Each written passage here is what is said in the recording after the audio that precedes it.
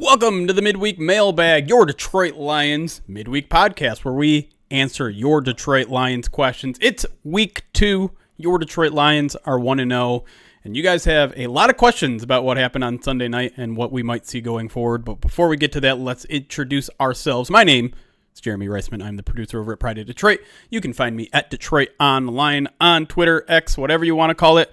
With me, as always, answering your Lions questions better than I do. Maybe we're debating whether you won or lost the bet from last week regarding Sione Vakin. Maybe we'll get to it. Maybe we won't. But anyways, he is the managing editor of Pride of Detroit. He is at Erik Schlitt on Twitter. Erik Schlitt, the machine, is here. How we doing, Erik?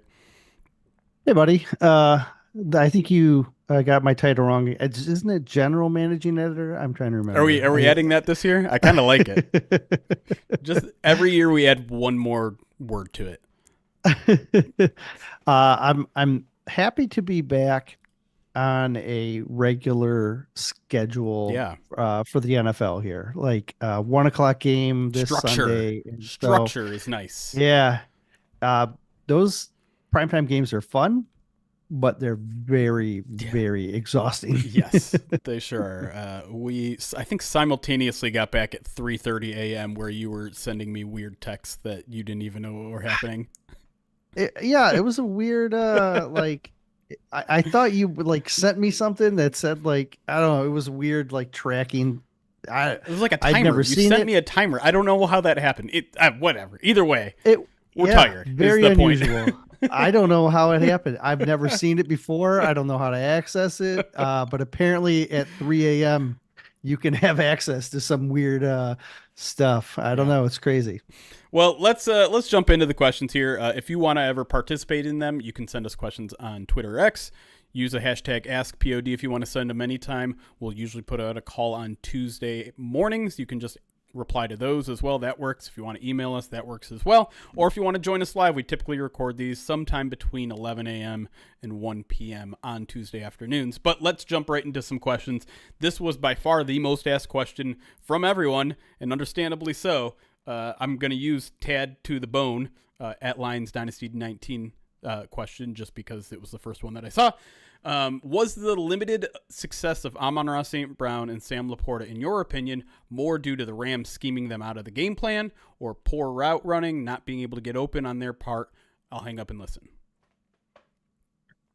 So I know that you've got a chance to go back and watch. I haven't. I haven't really done my watch through yet. I shifted towards the Bucs already. I've been trying to learn their new offensive system because they have a new coordinator. And so I haven't done my rewatch yet. And so from what I can recall live and talking to some of the Rams writers ahead of the game, it seemed like they were really trying to clog up the middle with some safeties. And they use the safety as their primary nickel. They were also in dime. They shift that safety into linebackers type spots. And so I had the impression watching live, it was more about the Rams trying to take that away, which kind of went counter to what I was expecting, because I was expecting the Rams to be weak. They just had gotten rid of their Mike linebacker. I expected the safeties to be more slot oriented.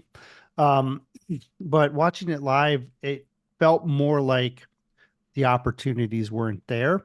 The zone that the Rams ran also was not breaking down the way that I expected it to. A lot of times when you're running crossers like the Lions did, it kind of frees the zone up. And instead, I felt like they were sitting and waiting on some of the crossers. Good example of that is the interception that was for Amon-Ra.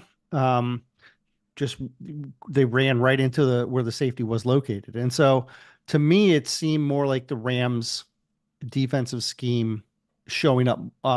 It looked like they were in the middle of the field more than I was expecting. I think there was definitely some of that. I was actually surprised at how little, they were running 2 linebackers and those guys were patrolling the middle for a lot of the game without safety help. My takeaway is threefold. Part of that is true. Definitely, they were occasionally bringing their safety down. They were, they're not playing too high very often against the Lions because not many need to, right? And not a lot of teams are going to play them too high because they run the ball so well. I think, which is what the Rams wanted to do, by the right. way. I specifically asked like how much single high they were planning on running, and they said not much. Mm, The Rams mostly ran a two high shell interesting. in camp. And so that's I guess part of why I think they may have adjusted for the lines. Sorry, go. I That's cut you okay. off. No, I think a lot of it has to do with Amon-Ra lined up outside. To be completely Sure. honest, like I would love to see it. I don't know if the stat exists anywhere, and I did some precursory searches and couldn't find it. But average depth of route was way deeper than normal for Amon-Ra, and it's not his skill set. It's not what he does best. He works best over the middle, and you know who was working what I thought well over the middle that did not see a single target in this game? Khalif? Khalif was open several times. Yeah, that makes sense. Yeah, and I think the missed opportunities were more there than with Amon-Ra.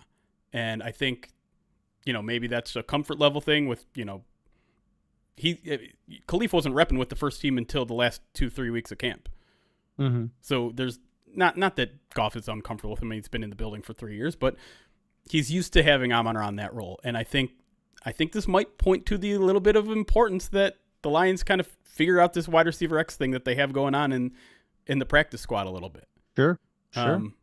Because Amon-Ra is the best when he's in the slot, and he wasn't enough in this game. And I don't know. As for Laporta, I don't know. I think Laporta is just kind of an up and down guy, right? Like sometimes he'll be the focus of the game plan, and sometimes he won't. I think you also just kind of look at the way that this game went. They ran the ball 31 times. They passed it 28. They had up until overtime, they only ran 50 offensive plays. So when you're running the majority of those plays and not passing, you're not going to get a lot of opportunities for Amon-Ra. And so in general, like I don't think the Rams did anything to take him away. I think he was just not in his ideal position, lined up outside, running deeper routes. I think the Lions ran a lot and didn't run a lot of offensive plays in general. So my concern level of like this being a blueprint for teams in the future is very small. I think the Lions they need to find an outside receiver so that they're comfortable putting Amon-Ra back in the slot more. Simple as that for me, honestly. Maybe that's overly simplistic of a solution, but it really felt that way to me looking at the film. Yeah, I do think okay, so first I do think they're going to keep him on the outside in a similar way that they did last year. I think just the amount of two wide receiver sets, he's going to end up on the outside. Yes. I do think the depth of target thing is very interesting though, because if you are asking him to run deeper routes, it does take away from what he does best, which is get open quickly underneath, right? And so they almost needed him to be like an X in a lot of ways. And I agree with the assessment that that's not what he does best, right? Like you can line him up on the X side if you're not asking him to do like traditional type X over the 15 yards deep over the middle type of stuff. Like he still needs to be a guy who's getting open quicker, or at least the plays are designed. So, I mean, they have options. It's just possible the options weren't ready. Yeah. And Khalif and Tom Kennedy, for that matter, were more ready than a guy like Donovan Peoples-Jones, who has been with camp, and that surprises me. Doesn't surprise me. Maybe they're ahead of Tim Robinson or Allen Robinson or Tim Patrick, but I like calling him Tim Robinson. There you go. Someone sent me a question earlier that asked about Tim and then asked about Robinson, and I got that together. I got it in my head now and then the Tim Robinson. It's all right. I digress. Maybe they needed another week before they really felt comfortable, and they thought they had a good game plan to get away with. To have it not impact their offense, but hopefully things change, right? Like, because you can't go into a Ram, you can't take that same kind of Ram strategy against the Bucks or any other team for that matter, and have your top two pass catchers only producing like a handful of catches. Right. But at the same time, like, if it results in Jamison Williams getting 121 yards, like we can't do this every week where it's like the guy that we want didn't get enough targets. If it's working, then it's okay. Right. Now, No, but was I the think you can offense do working? both. No, of course you can. Right. I think there's room to still get the volume to Yes. St. Brown, yet you can still do all the plays that you do. Which would Jamo have like 8-9 targets, right? Like Yeah, like 9 you can targets, I still think. give him 8-9. You can still give him 9 targets, Yeah. and then still have the volume back to St. Brown. What you get is extended drives and not 3 3-and-outs, Right. right? Like that's was a big factor. And that's really what you want. You want Yep. to be able to have those long sustained drives. In order to do that, you need more volume, you need more targets, you need to be able to get to your top 2 guys. All right. Another very popular question is surrounding the secondary and the game plan there. So this question comes from Cosby, Kazby on Twitter, asks, I get the consternation over the Lions willing to give up quick throws. However, didn't it work? For a team with new faces in the secondary, is conservative strategy better than more of a boom or bust? Is it a straw man to say they would have had more success pressing?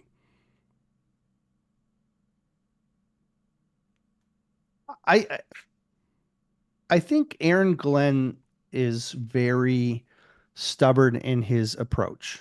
And the fact that he believes if you play this defense this way, and they believe in their game plans and they believe in sticking to their game plans. And I think the strategy that they had was, we've been a good tackling team in the training camp. Yep. Let's keep everything in front of us and then just make our tackles. And so when they stopped making their tackles, or when they started missing tackles, that's when the problem arose. And I would have liked to have seen an adjustment to that. But at the same time, that's not really what this coaching staff does. They don't start, completely trying to reinvent a scheme, Right. because the solution for them is tackle, Play better, do what you're supposed to do. Right? Right. Yeah. Right. Like that's their solution. And so there's a maddening part to that, because as a observer, you want them to adjust. Especially when you're watching your guys not tackle, you want them to adjust, because that's usually how you can make an impact. But I think they thought, if we start adjusting, then Stafford's got the arm to go deep on us, and then we'll start giving up big plays. Right. And so they would rather they preferred to stay conservative, keep everything in front of them, try and make the stops, and then let their offense, keep them in the game. Yeah, it's an interesting discussion to like talk about whether their defensive strategy worked or not, right? Because yeah, I think that was very much the thing, is like they didn't want to get beat over the top in this game. It's very clear. And if you look at Stafford, we talked about this on the PODcast yesterday. If you look at Stafford's passing chart, I think he was like 3 of 10 beyond 10 yards, beyond 10 air yards with an interception. The Lions did a really good job when it came to that. And they almost had 2 more interceptions on those deep shots, right? Carlton almost had one. Yeah. Branch should have had one. Branch, they did what they wanted over there. And so was this the right strategy? Making them go 9, 10, 11 plays, drives, in the assumption that at some point they're going to mess up. Something is going to, like, because Dan Campbell basically went out and said it on Monday. That was their strategy. It's like, yeah, you go out, we're going to make you earn every little inch. And unfortunately, there was a big play or two. But in general, yeah, it did take them 9 plays, 10 plays, 11 plays to score. And a lot of times the Lions stiffened up in the red zone. And I think maybe you take that as a win. The problem was it kept the defense on the field way too long at times, especially when the offense is going 3 and out. They only gave up 20 points, which in general I think is a win for your defense. But again, like the drive, like it just, they were efficient on third downs. The Rams were. And I think the frustrating part too is just like your pass rush is so close getting there. Like if the coverage can just hold up for a half more second, and you give them a little bit more, you come a little bit closer to the line. If you put a little bit more pressure on the wide receivers, that pressure is eventually going to get there. But I don't know. I don't hate on the game plan. I get some of the frustration, but at the same time, they only put up 20 points, and it took a heroic Matthew Stafford effort to even get there. And so I don't think you're going to get a performance like that out of most quarterbacks most weeks. Yeah. And I think that's the counter argument for them is that most of the time you're not facing Matthew Stafford, Right. right? There's only so many top five quarterbacks you can face in a season, and a couple of them playing a different conference that you don't have to face, Yep. right? So, um, I mean, Stafford's gonna be one of the better quarterbacks that they face the whole year, and so asking, for him not to make mistakes or make few mistakes and then be able to sustain drives, that's a hat tip to him, Yeah. right? Like, um, Baker's a good quarterback next week. Kyler Murray, he's going to make mistakes. Like, and then Geno's a good quarterback, but he can make mistakes too. So like, it's possible that like you can see them stick with this over the first month, but and they're not going to maybe find as much success as Stafford did. But Right. I do think the defensive approach is a little bit more passive than what I was expecting. Now, look, I agree with you that the pressures were great. They had 27 pressures Yeah. according to PFF. That's an insane number, right?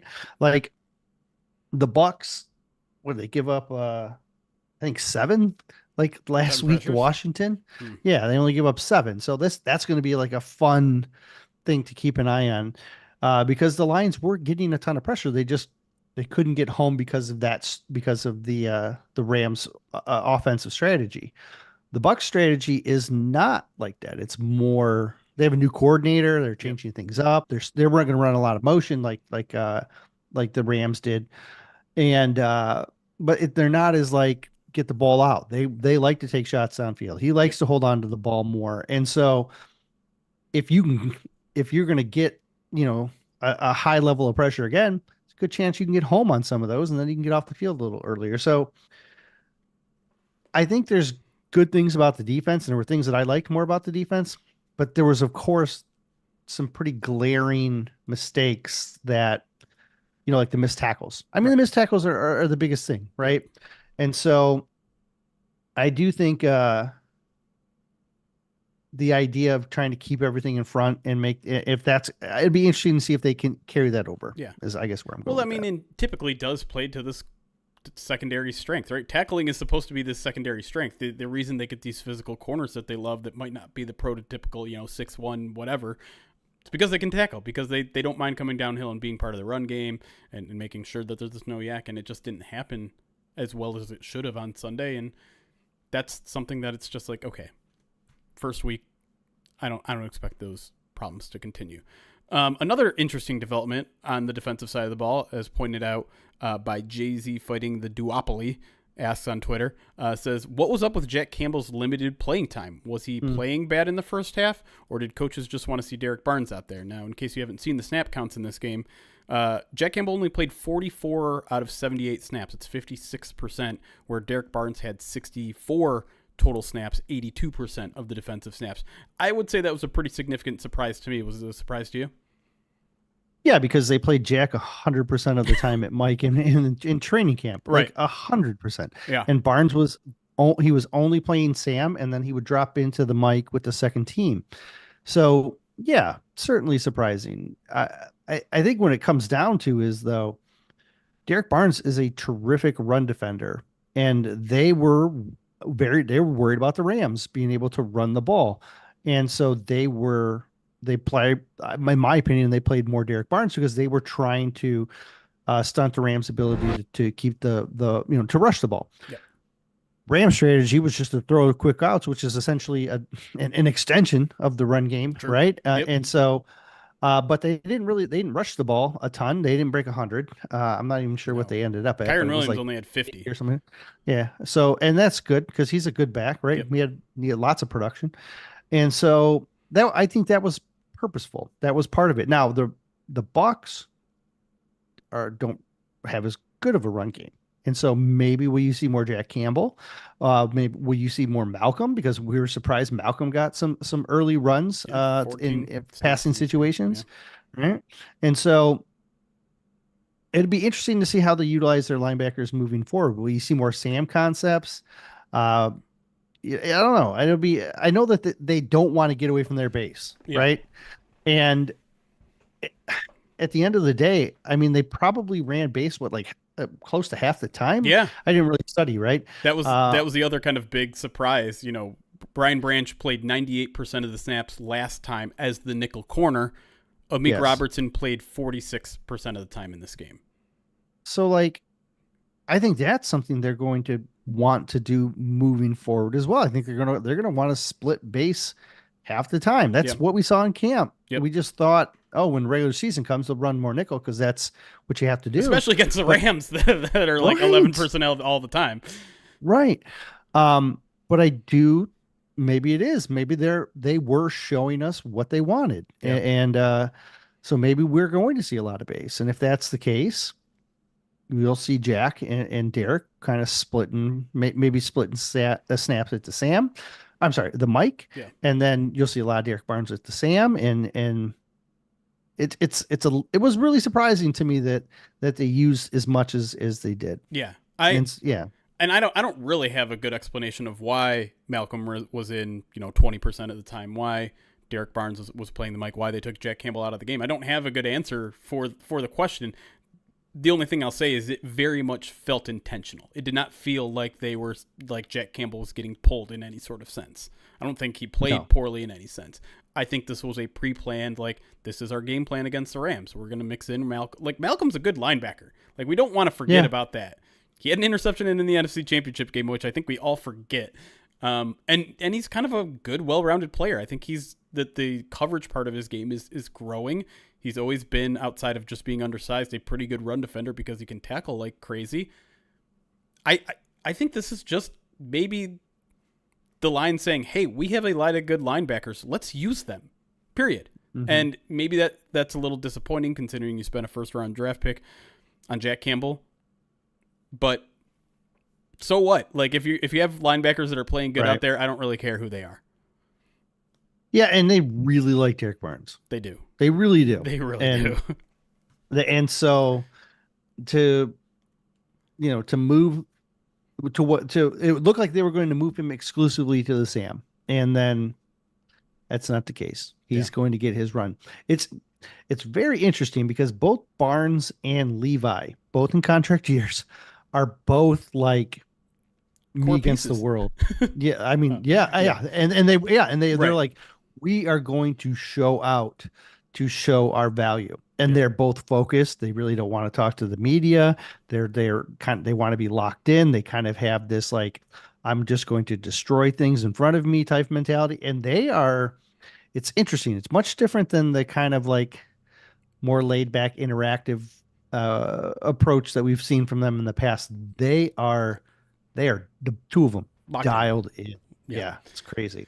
All right. One more question before we head to our first break here. Comes from a Pride of Detroit Direct subscriber, Aaron K. Appreciate your subscription, buddy. The question here is, why do you think the Lions regularly have Monty drives and Gibbs drives? Is it for rest purposes, or is there other strategy going on? I bring this one up because we kind of had this conversation in the We talked very about middle it. of the game. Because early on, it was actually, there was one drive where they were mixing in them both. But then I think kind of the rest of Yes. the way it was very much like, all right, this is the Gibbs drives. This is the Monty drives. And And that's they mix them late too. yes. A little early, little late mixes, but yeah, very strategy. I'm sorry, I cut you No, off. I but was just gonna say, like, this is something they've been doing really for the last year too. This is not new. Right. Like it's Yes. drive by drive typically. Why do you think they do that?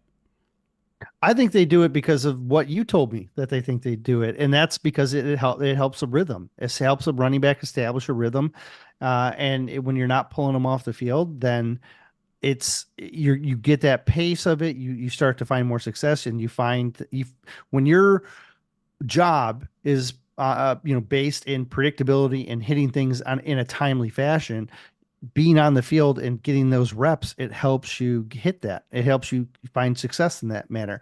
For me, I think they're both good enough that you can mix them in, and I like mixing them in because when you mixed them in the final drive Yep. in overtime, worked great. Mixed them in the first quarter, worked great.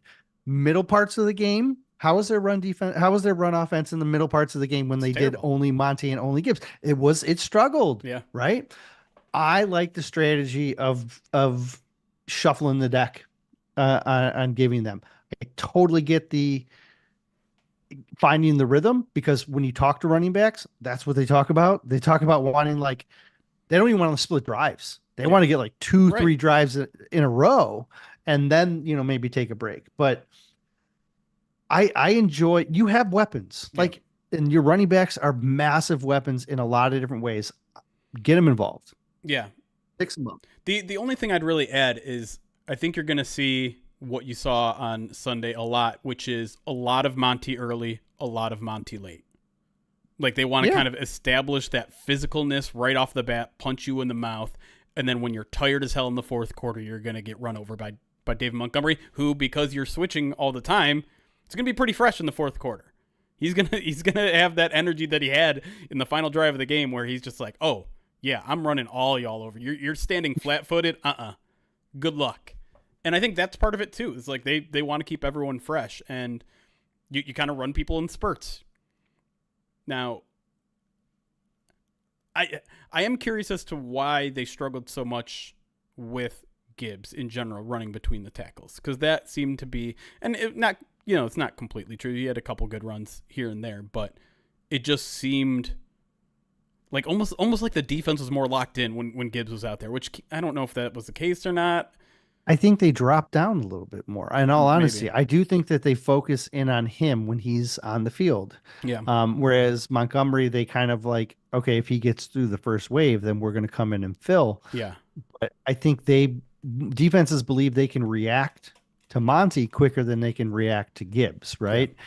Because if you lose Gibbs, you're done. You can't catch him, right? But if you lose Monty, you can take an angle and then just try not to get run over. That's a good point. But it's a pretty nasty duo that I enjoy watching regardless of who's on the field.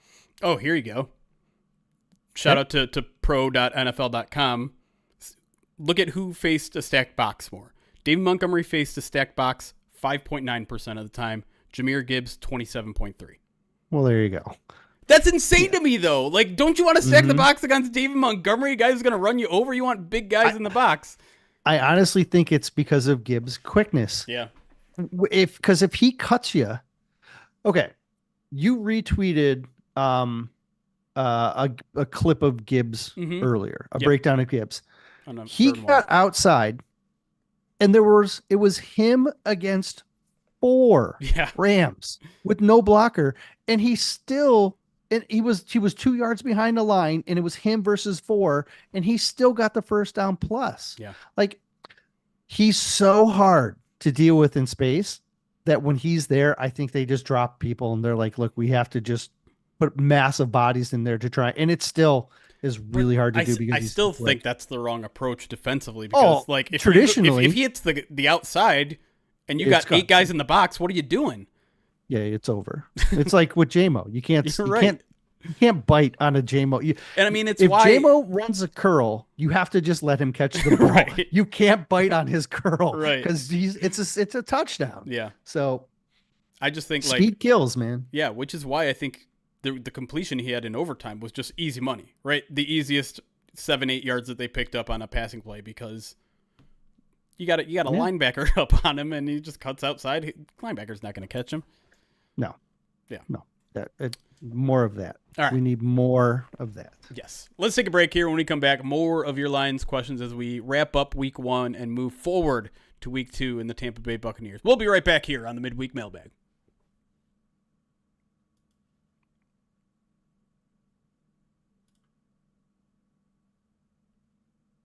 Okay. Let's hang out with our live audience, y'all. How everybody doing? Mm-hmm. Let me get your right name out there. Boop, boop. All right. There was a couple questions I saw on YouTube that I wanted to get to. Someone was asking, when we were talking about Amon-Ra being on the outside, did we see a lot of Amon-Ra in training camp on the outside? And the answer to that is, for most of training camp, no. At the very end of training camp, when they're like, oh, I guess the wide receiver X's we have suck, and we're going to put Khalif Raymond on the field, that's when it started to change. You also see a ton of 3 wide receiver looks in camp. Yes. So So if they ran a 2 wide receiver set, Amon-Ra's on the outside. Correct. But if they run a 3 wide receiver set, he's almost always in the slot. Yes. The thing is that's how they run training camp. There's a ton of 3 wide receiver sets. You get a lot of guys out there and you make it work. Because you can't hit every day. You're not always in pads, so there's no need to like double up like it with fullbacks and just you can do that stuff when you're in pads. But when you're in these game scenarios and you're running more 2 wide receiver sets, he's gonna line up on the outside more just because you don't want him to leave the field, right? Yeah. Or very infrequently leave the field. I'm gonna do this just because I can. He was on the field 98% of the time. Ooh. Who? Amon-Ra? Amon-Ra. Yeah. I want to show 2 things off really quickly. First, I want to show off how damn cool pro.nfl.com is. And this isn't an ad, but it's really cool and really helpful.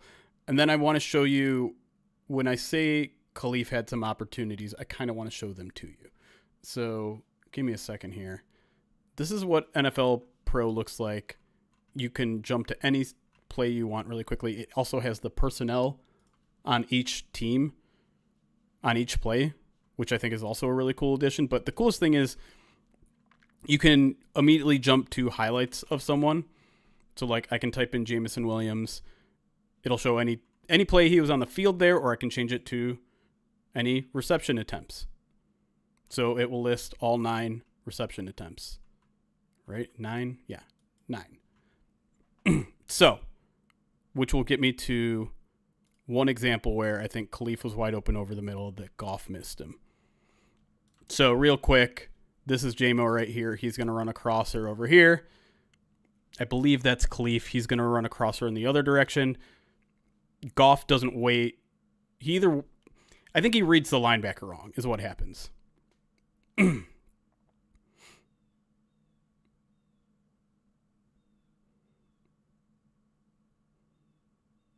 So here, they're crossing.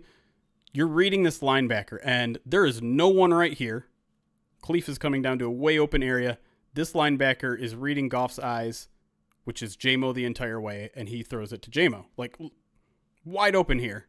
J-Mo catches it, gets blown up, incomplete. Well, could you back it up for a second? Yep.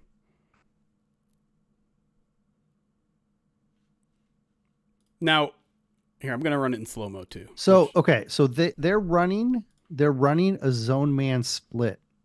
Okay. Because if you look at the top, yep, it's man. Right. Okay. And so it's very possible. So like if you watch the receivers at the top, you'll see you'll see when they go. So he might be thinking it's man. Yeah. You know what I mean? Because if he's thinking it's man, he's thinking that guy's going to. He's thinking that is going to come with Khalif across, and then the dropping slot is got J-Mo. That's a good point. point. And then he's got J-Mo with a turn up. So it's possible he just read the coverage wrong, and the Rams, they will do that. They'll run like where half the field plays man and half the field plays zone because it does throw confusion like that. Yep. The Mike dropping straight back. It doesn't like you don't know where he's going because he's stagnant, and then you've got man at the top of the screen. Safeties are dropping, so and then you kind of got a man down at the bottom of the screen as well. And so yeah, that's a good point. Yeah, it's very possible that he just read the defense wrong. The other example that I found, this one Amon-Ra was wide open. Now it's not really Jared Goff's fault because this isn't the kind of play that he typically makes. But it's the one where he scrambles. So, he had missed a wide open. We run him free. But yes. But here's the problem though: is like one, he was under pressure. 2 crossers. Yeah, it takes a lot. Like theoretically, he could let it rip right now. He should have went underneath. Yeah, but he doesn't know because he doesn't know what the safety could theoretically come down and get him. He needs a little bit extra time, and he doesn't get it because now there's a guy in his face.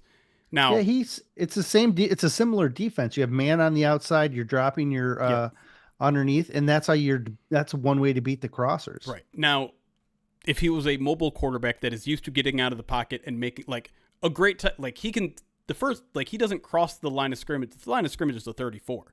So once he gets past this next wave, I would love for him to set his feet and just fire at an absolutely wide open. Like, there is no one within 10 yards of him here. If he could set his feet, it's way empty. Yeah. But that's just not the quarterback he is. Like, what down? What down is this? This is third down. So he scrambles for the first down. So it's hard to be too picky about it. But just like, man, you look at that and you're like, oh, jeez. I mean, now look at him. He's just now passing the line of scrimmage, and there's no one within 20 yards of the guy. Can you back it up again? Yeah. Right before he feels pressure. I'll slow-mo it again. Okay.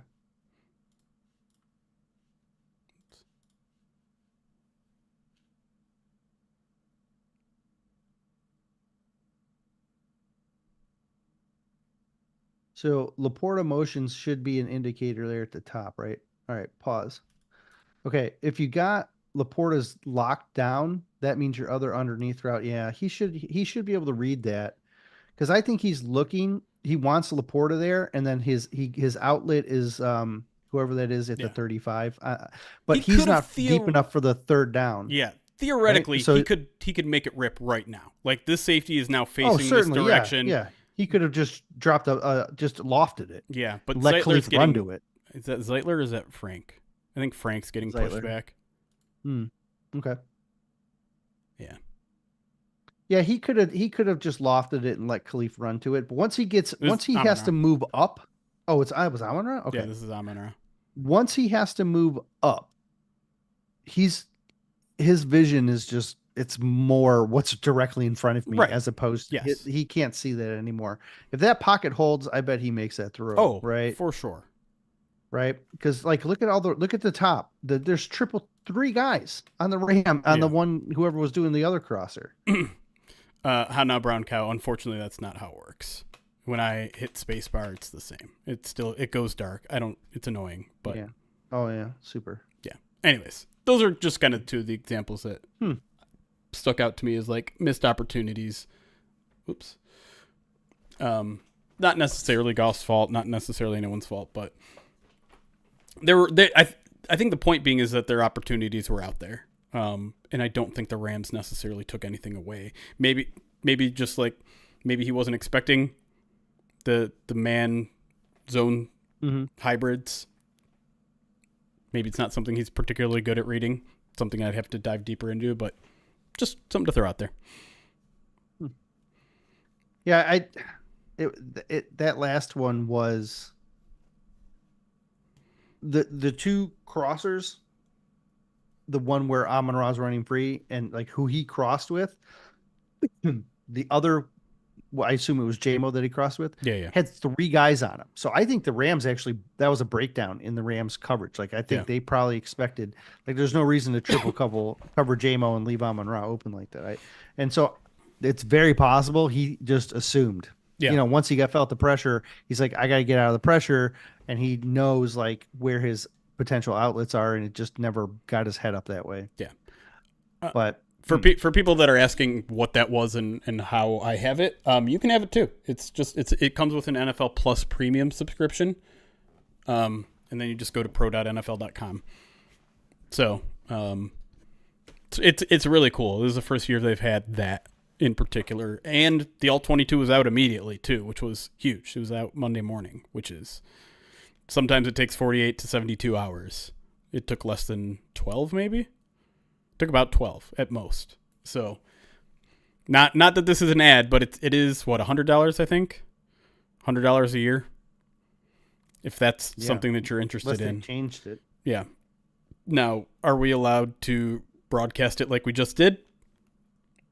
I would say it's arguably under fair use in that because we're breaking it down for educational purposes. Yeah, like we couldn't just sit here and uninterruptedly watch the entire game. Correct. That would be very much against NFL rules, but I think we're okay there. Yeah. I think it would, if we did 4-hour podcast, we could break down the whole game, but play by play. But yeah, just it's to be absolutely clear, it's NFL Plus Premium, not just NFL Plus, which I think is a little bit less, like $80 a year. NFL Plus Premium, so it gets you the All-22. There, I also pulled up those stats. You know, when I mentioned that Jahmyr Gibbs was in the box more. I can show you how I did that too, real quick. Oh, that was on that. Not. Mm-hmm. I assumed you went to the what's the purple one? The purple the one. stat website with the stat website that has the purple. God, Pro Football Reference. The purple version that you Stat head. Stat head. Thank you. So I just went to the stats version, rushing, picked the Lions, Detroit Lions, and went to advanced metrics, and boom, right there. Dave Montgomery, stack box, 5.9% of the time. Jahmyr Gibbs, 27.3. Like, super simple, super quick. You can change it home and away. You can change, red zone. Like, there's so many little things you can adjust to. It's really, really cool. And I feel like I'm only scratching the surface. So, pro.nfl.com. It comes with an NFL Plus subscription, NFL Plus premium subscription. Check it out if you're interested. All right, let me get to some alerts. If you guys have more questions, feel free to throw them in the chat. We'll have some time in our little break here, and then we'll jump back into the show.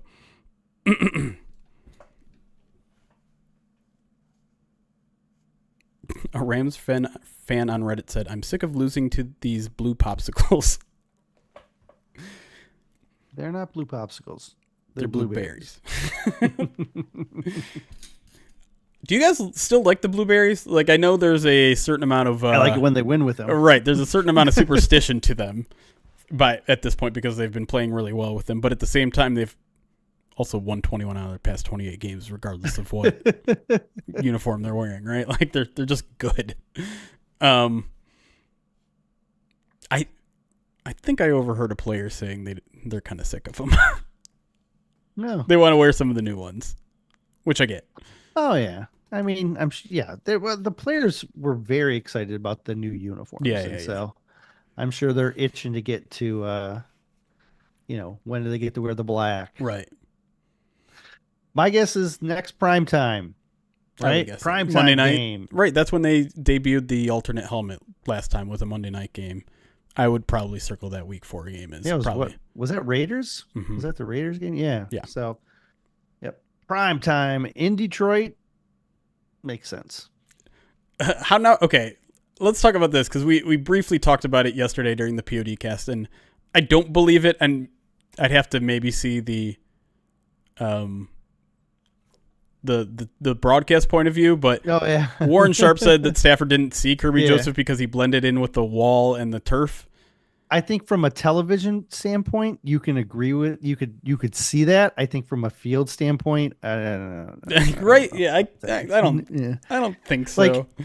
Like from the broadcast point of view, where your angle's up and the blues kind of match the end zone, and look, but the walls are different. Like there's stuff on the walls. There's I don't think that. I mean, that would suggest that Stafford has like no depth perception. Well, he's getting older. He needs those Tempur-Pedic beds where he and Kelly get different temperatures and angles and. Yeah, I understand. Look, if if I had to share a bed, if I had to share a bed with Kelly Stafford, I would want all of my nuances completely different from her as well. I knew I shouldn't have even mentioned her name. Darth Tater, they give the 20-month subscribe to us on Twitch. I appreciate you, buddy. Drew Falcon, 19-month subscribe, says 19 more wins for the season, boys. Yep. Sure. That's how I count them. Just trying to do math. Hey, you need 20. Yeah, you need 3 if you get the first round bye, right? Oh, yeah, because it's... Yeah. You still need 3. Divisional, Conference Championship, Super Bowl. So it would still be 20-0, which would mean 19 more wins. Accurate. Mark T, thank you for the 3-string streak. Oh, that's hard. Cylon. Thank you for the follow. And Duck Lion, a 7-stream streak. Says, go Loins. I watched you this many times. That's right. I did forget the LFG. I'm sorry. Should I say LFG or do you want me to say the actual words? Someone said LFG did the other day. You know what? It was Tom Brady in the like Fox pregame show. They cut to him and he's like, "Oh yeah, I'm super ready to go." LF, like he literally said the letters LFG, and I'm like, "Are you allowed to do that on network TV? Are you allowed to imply the F word?" Yes. Okay. Yeah, you can imply whatever you want. I mean, you're Tom Brady, right? You can do whatever you want. That's the way I understand it. And so I didn't see a ton of his broadcast. I watched maybe the first quarter of that game. I had it on coming out of my speakers on the way to Ford Field. And so I don't have any strong takes about how he did. It did feel like he was still very much trying to get in the groove. Like, is this when I talk? Should I talk now? Which, of course, is very expected for someone doing it for the first time. But like I think when he was providing commentary, it was insightful and good. So we'll see where it goes. Yeah, I think Greg Olson was so good, or is so good. Like, I was disappointed to break up him and Burkhart. Yeah. So, is he still with Fox? I don't know, to be honest, because I don't have him do Lions games. I think he is. Olsen I curse. just don't. I don't pay attention to the broadcasters other than just to put it on my notes for like the pregame stuff. Like that's about it. I don't. Even when I watch the game, I almost like just tune them out. Yeah, I can't tell you how many away games that I've watched with Laura, where Laura's like, "Oh my gosh, did you hear that?" And I was like, "No, I have no idea." Right? I'm taking notes. I'm just locked into the action sometimes, where I don't even hear it. Right? Yeah, I'm the same way. Yeah. I used to be a. I like everything quiet. I need to it helps me. I need my intensity. I need my focus. But when you have 3 kids, you learn to tune out all the noise. 100%. 100%. Yeah. Yeah. Because it's not like my kids are quiet while I'm watching the game. Like they're like, or, Laura will be like, "Hey, daddy's working, so you got to stay quiet." They don't care. They're like, "We are being quiet." "Oh, sorry, we forgot." "Oh, we are being quiet." No. One of my kids sits literally next to me, like in my elbow room, which makes it hard to type a little bit. But look, at least they're spending time with me, so I'm not going to complain too much. But yeah, no, I think I think it helps it being at Ford Field too. Like there's chaos and noise and stuff like that. I know you tune me out, but yeah, I sure do. I think that's selective. I don't think that's just you tuning everything out. I think that's just you tuning me out. No, it depends. It depends what you're saying. If you're saying something that I know you're saying to bother me, I can tune that out pretty good. I'm also, I'm doing the live blog too on the site, so sure. Yeah, I don't know how you tweet and run that at the same time. That's awfully impressive to me. I can't do that. But you tweet and take physical notes. It's not really all that different. A little bit, in my opinion, it is, because you have to formulate logical thoughts. I can just chicken scratch on my notepad. Yeah, but that's kind of what I do for the live blog. And then I formulate it all to make sense once the drive is over, and then I hit update. Kind of. Anyways, I did recognize that when the Lions had 17 and the Rams had 20, and the Lions had the ball and were driving, I did notice you not wanting to hear any of my, I predicted 24-20. That was my prediction. Yeah. And if the Lions score a touchdown, I'm going to be exactly right here. Right. And then let me tell you what I want on paper this week. Right. Yeah, that's what I'm just like, I don't give a crap about your score prediction. The Lions are losing right now in a game that they were controlling for the majority of the game. Can you leave me alone? Because the only thing I can think about is what everyone is tweeting me about, which is Jeremy's probably crapping his pants because it's a 3-point game and it's going to come down to a field goal and he hates Jake Bates. And I'm just like, shut up, inner thoughts. Leave me alone. I tell you, honestly, That's why I say that, because I'm trying to get you out of your own head. That's why I'm like, hey, because I Doesn't know work. if I I'm gonna tell tell you you, it doesn't work. I know, but like if I tell you that if this happens, I will be right. That will annoy you enough to stop thinking about yourself. I I and now I've not been that worried about Jake Bates at all. And then when he set up for that kick to tie it, you got really nervous. oh yeah, I didn't want to watch That that at caught me all. off guard. I'm like, wait, you're not. You're scared. I got real nervous, and usually I'm not. Usually I'm like, oh no, that's fine. Look at their trailer; they're gonna be great. Yeah, yeah, I got a little nervous when he got up. I was like, man, this is right about the one that he missed in Pittsburgh or against Pittsburgh, right? Or Yeah, whatever right. that Yeah, it Pittsburgh, was like same about left the hash, I think. same. Yeah, I was like, oh no.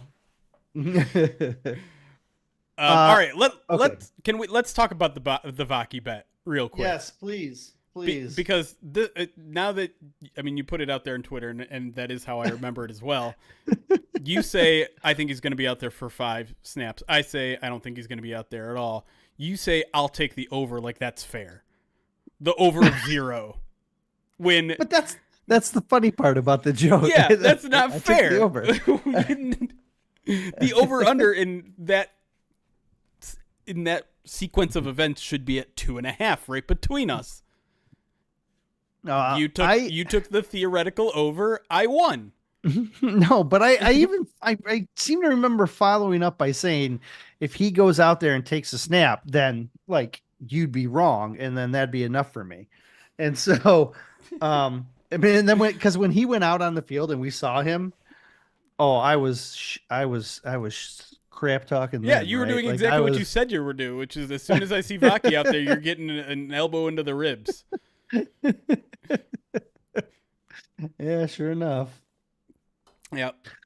And I was desperately hoping there was a 1 in front of that 3 instead of another 3.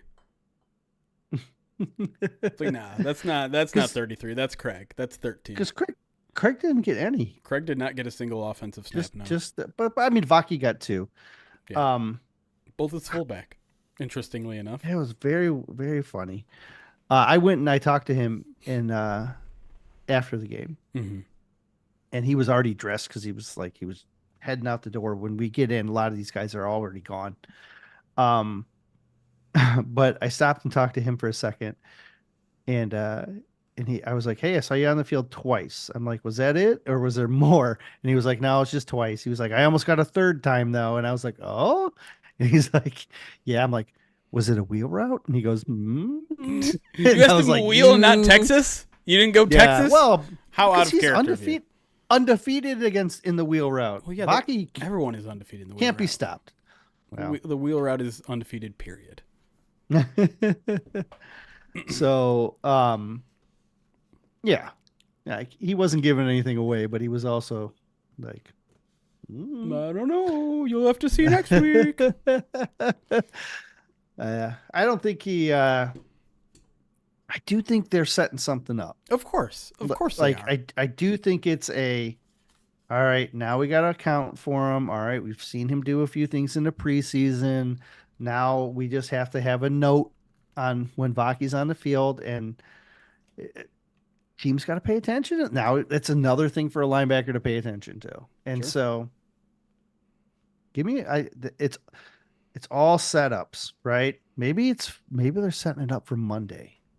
Oh, black jerseys, On a all 1 all o'clock decked game. out. No, I'm Oh, sorry. you're saying I'm saying week 4 Oh, okay. against the Seahawks. That's then I'm gonna trot Vaki out there at the fullback, run him on a wheel. You could run that the route that San Fran ran with Juszczyk. Juszczyk last night. Did you see that one? Yeah. Woo! Beauty. It's insane to have a fullback that's much of that is that big of a weapon. Yeah, It's crazy. love it. Data and Lore asks, question for you guys, if it hasn't been covered, are we worried about Goff's performance this week? Was it the Rams being good or the Lions not executing? My memory of week 1 Goff performances seems like it was similar. I don't think it was a particularly good game for him, and I came out feeling a little bit worse about his performance looking at the tape. Am I worried about it? No. Like, not at all. Like, I think there's probably a lot of rust going on. There's some changing in their wide receivers, as we mentioned before, where Amon-Ra's in the slot for 80% of camp, and then at the end you have to change it because you don't have a good X. I think that changes the strategy up a little bit, changes the way he progresses, goes through his progressions. I think he'll be fine. There's no reason to believe that Goff is going to have any sort of regression this year when he's been statistically a top 10, arguably top 5 quarterback over the past 40 games. I'm not going to take one sample size of Jared Goff at a C- and be like, uh-oh, the magic's worn off. Like, no, he'll be fine. He has a handful of those down games a season. Like, that's inevitable. All players. Yeah. Right. And so, the key is to win despite it. Right. To not have a great game from your quarterback, to not have your top 2 offensive weapons really primarily featured, and to still beat a playoff team. I'll take that every week, man. It's like, dub. Heck yeah. Big win. Right. It's very interesting to see the reaction because from that game. Like, well, I tried to watch some of the national coverage, like the morning after and stuff like that, to see like what the national perspective was, because I thought the national perspective on that game was very different than the local perspective. I think the local perspective was expectations are high. You did not hit those high expectations. Now we should be worried. National expectations were, holy cow, they had some hiccups and they still won. This is a good Rams team and they still won. And the Lions look legit. They're not missing a beat. They're coming on. They're still my Super Bowl team. Like, yeah, the actual expectations were wildly positive, and locally it was wildly negative, which is like a flip from just a couple years ago. Yep. Right. So it's very interesting. It's to see. I think the truth is in the middle. Right. Probably. It tends to be where it is. Right. But I do think we need to make sure that we're not underselling the Rams.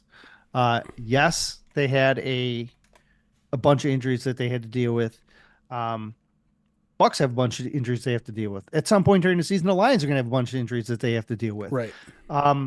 There's no asterisks. There's no excuses. You play the team in front of you, and you got to beat that team. Like, right now, all we remember from last year is Lions won week 1 against Kansas City. That's all that matters. That's at the end of the day, right? So I think we'll look back at this Rams game and feel better about it than some people do locally right now. Yeah, I am with you. I mean, look, Stafford, that's the Stafford I remember. He had 2 close to perfect games in Ford Field. Yep. Lost them both. Yep. Which is almost exactly the Stafford I remember. Right. Right.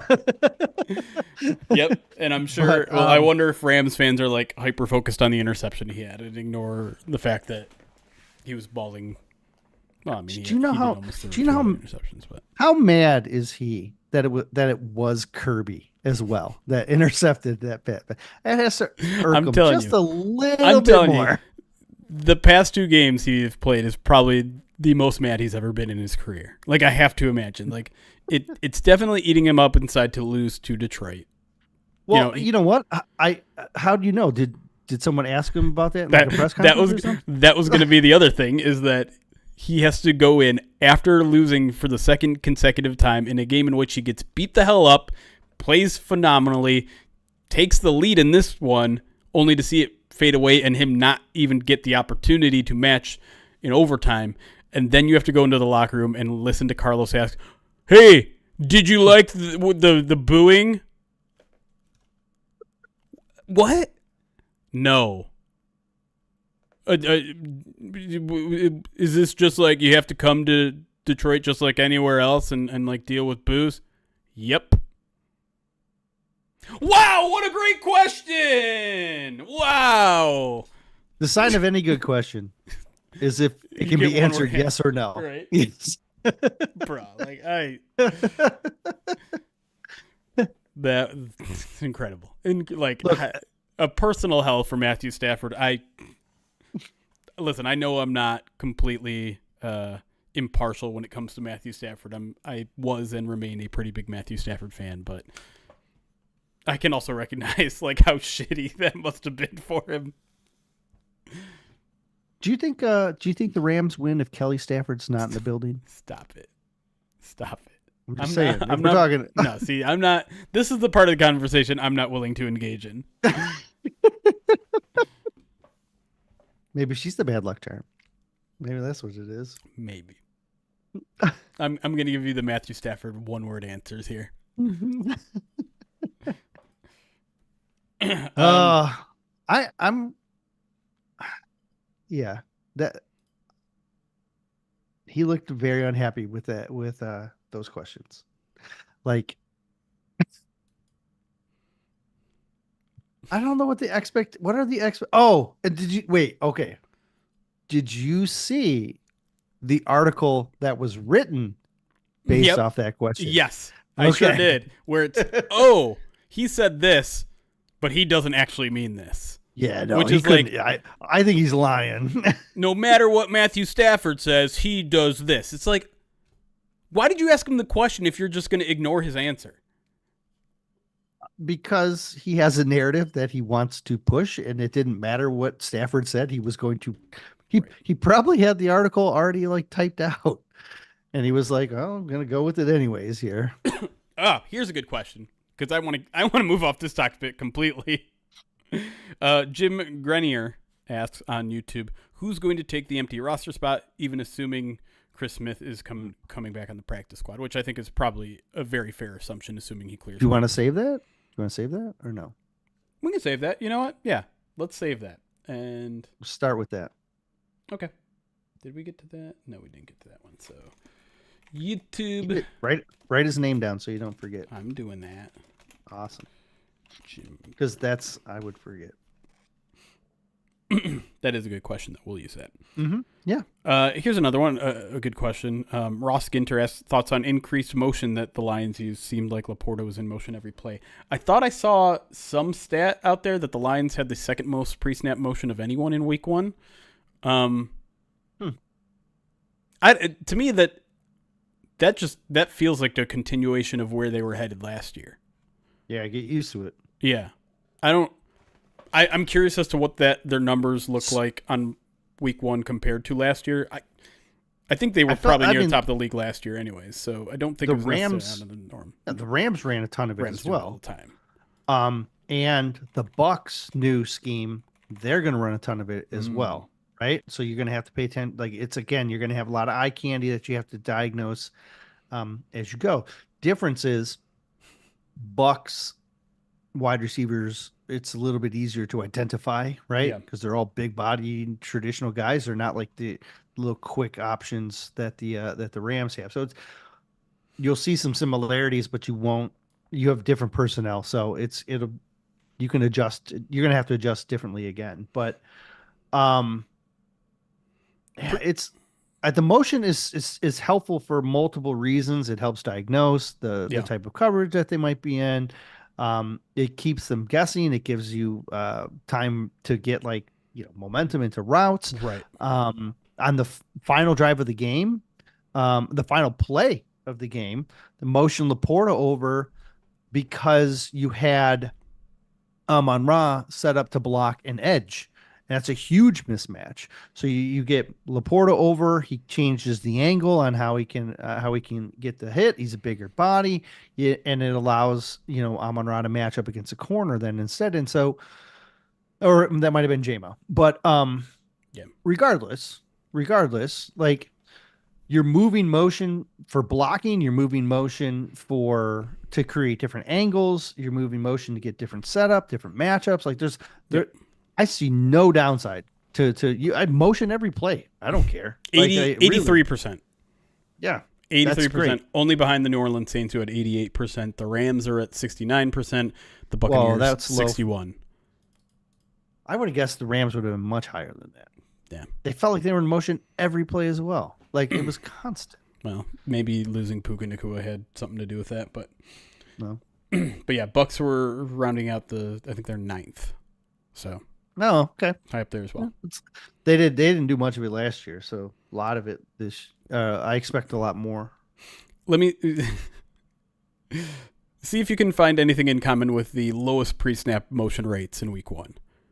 Browns, Broncos, Panthers, Bengals, Titans, Colts. If I'm not mistaken, lost. all those teams lost. Right? Every single one of those teams lost. And some of them have Cardinals, bad offenses, Commanders. That Cardinals literally lost. Yeah, they all lost. so that's the bottom 8 teams in pre-snap motion, and all 8 of them lost. Now, correlation, causation, sure, but just interesting because I'm not seeing a lot of like great offenses outside of maybe the Cardinals, where probably had the best offensive performance of any of those teams. Yeah, I'm not worried about the Cardinals yet. We'll talk about them in a week. Yep. Do you think Allen Robinson has anything left in the tank? He has the size we need. We mentioned the thing I mentioned last week was his run blocking is there, right? Like you need him to be awake for 3 targets. You're hoping he makes two of them are catches, and and the run blocking is, I think, what could potentially get him on the field. Yeah. But you don't need him to play 60 snaps. Right. You need him to play 20 to 25, right? Yeah, like so. I think for the role that they could utilize him in, yes, to utilize him as, a Josh Reynolds replacement. I don't know, probably not, right? Like I don't, but you don't need to, because now all of a sudden you have you got JMO flying out of all over the place, and so the production's already picked up right there, and so excuse me, yeah, so. I do think there is a path for Robinson. I don't know if he'll get there, but seems like it. Yeah. I also think Tim Patrick is the one that makes the most sense. Like teams were New Orleans was trying to acquire Tim Patrick for their 53-man roster. And but they couldn't get a trade done. When he got cut, New Orleans wanted him on their 53-man roster. And he said, nah, Lion. I'll go to Detroit's practice squad instead. Like, it seems like he's the guy that's the closest, and the guy that I think I'm putting all of my ducks in a row on. I'm putting all my eggs in that basket. Oh, it's just me. Someone want to see the low pre-snap motion teams again? It's right there. Screenshot it if you need it, and then the highest ones are here. Saints, Lions, Chiefs, Packers didn't win, Rams didn't win, Cowboys won, Dolphins won, Vikings won, Buccaneers won, Texans. Did the Texans win? I don't know. They were. I think they won. Anyways. Yeah, I got all my ducks in the basket. That's because I don't like eggs. I like to wait till they hatch, and then I keep them still in the basket. Do you like ducks being in a row? When they get out of the basket, yes. Okay. Yes. So when the ducks are in the basket, and then you take them out of the basket, they're in a row. Yeah, because you can roam around if you're contained, right? But like if you're out and you're free, I expect uniformity, like be in a row. This is the dumbest conversation we've ever had. All right, let's get back into the show. I'm sure there's been much dumber conversations. Damn it, you're right. All right. 1, 2, 3, 4. That'll be enough. All right, let's get back into the show.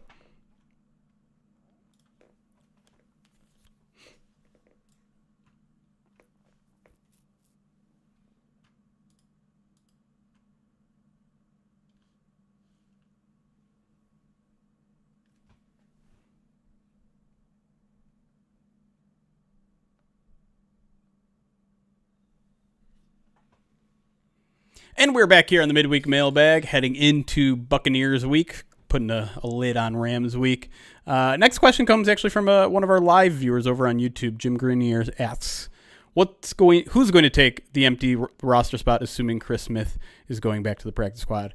The Lions did release Chris Smith after playing 8 snaps, I think, on Sunday. So there is currently an open spot in the 52. Smith is going to have to clear waivers, and that hasn't happened yet because we're recording on Tuesday afternoon. We'll know by 4 p.m.-ish whether he has or hasn't. Assume he will, and I think it's a fair assumption that he'll be put on the practice squad. Is there an open spot on the practice squad right now? Yeah, correct. The one that he opened when he was signed to 53, right? That makes sense. He'll probably go right back to his spot there. Yep. I don't think they make a move until Saturday. Mm-hmm. And I don't think they know what move they necessarily want to make right now. Logic says, as we've been talking about in the break and earlier, is it makes sense to get one of those wide receiver X's elevated and ready to go. At the same time, if you have 2 injuries at safety and you feel like you need a little depth, then maybe you want to keep that option open. And you're looking for more defensive back help. Now you only have 1, but he was with the Lions defensive backs coach all last season in Jacksonville. So there's some familiarity.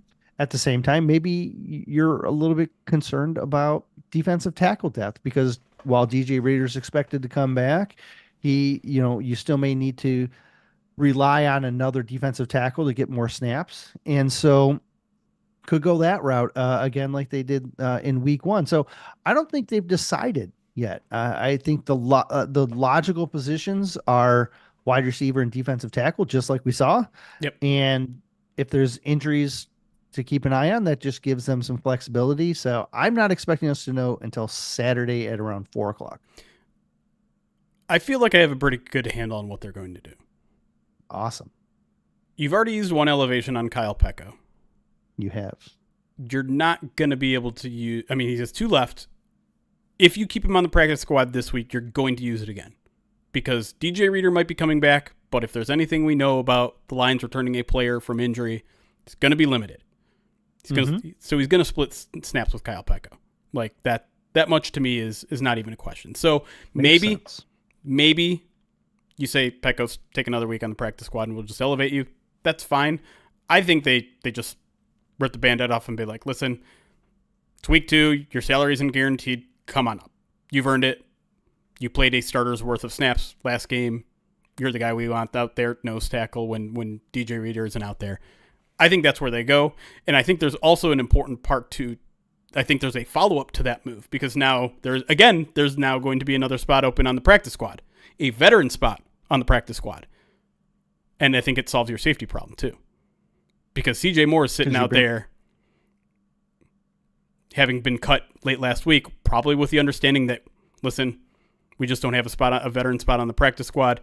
We want you. You're going to be a part of this team. You're going to be a part of our game day when we get the opportunity to bring you up. So I think they bring in CJ Moore and elevate him this week, because Strickland didn't even practice last week. I don't think Strickland is necessarily close. We'll see if he plays or not, but regardless of if he is available, I think they're going to bring up CJ Moore. And then also elevate a wide receiver, whoever they like.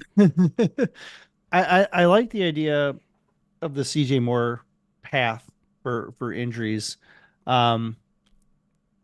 And I get the Peko move. I really do. But I really think they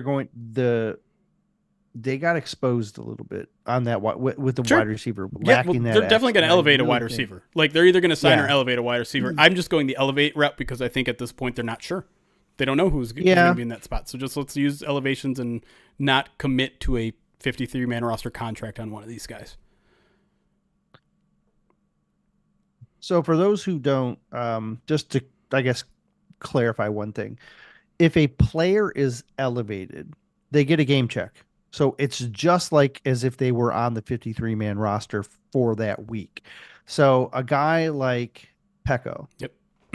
I know people, there was a handful of people that were like, oh, it's kind of dirty business to not, bring him up if you're, and if you're, just because of his guaranteed salary and stuff like that.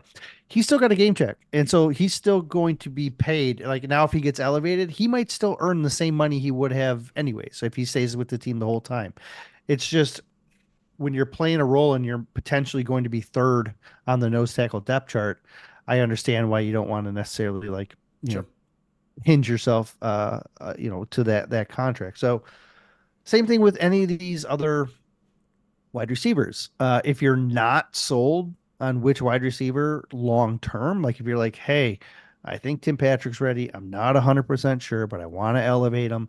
You can elevate him, and he'll still make his money. Right. Like they're still going to get paid. So, um, I don't think there's going to be necessarily a financial deterrent for a lot of these guys unless it's just like practice squad, practice squad, practice squad, practice squad. You know what I mean? Like you're just not getting your opportunities. Right. Like if you're a wide receiver that never gets elevated, like how many weeks and you think that you're good enough to make it, how many weeks are you going to be sitting there before you're like, okay, I don't want to do this anymore. Right. I want to go to a spot. Right. Yep. And so that's why I think you have to be you're going to have to make a decision kind of quickly on one or two, or, what you're going to do with the three guys.